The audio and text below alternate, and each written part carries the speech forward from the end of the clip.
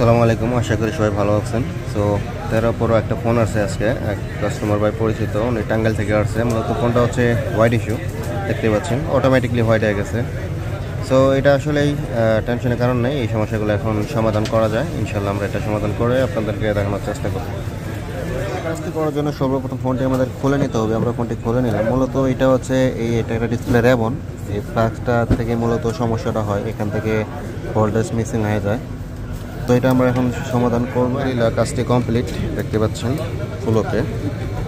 মূলত এই কাজগুলো প্রথম স্টেপে যদি ঠিকঠাক মতো করা যায় তাহলে হয়ে যায়। আর যদি বেশি ডিসপ্লে, অনেক সময় অনেকে অনেক জায়গায় দেখান ডিসপ্লে বেশি ঘাটাঘাটি করে ফেলে, তখন আর এসে ওই কাজগুলো হয় না। যাই এই কাজটা মানে ডিসপ্লেটা ফ্রেশ ছিল, আলহামদুলিল্লাহ কাজটা করতে পারছি। সো এরকম সমস্যার সম্মুখীন হলে অবশ্যই আপনারা রমজান ইলেকট্রনিক্সে যোগাযোগ করতে পারেন। আশা করি ইনশাআল্লাহ আমাদের কাছে সঠিক সমাধানগুলো পেয়ে যাবেন।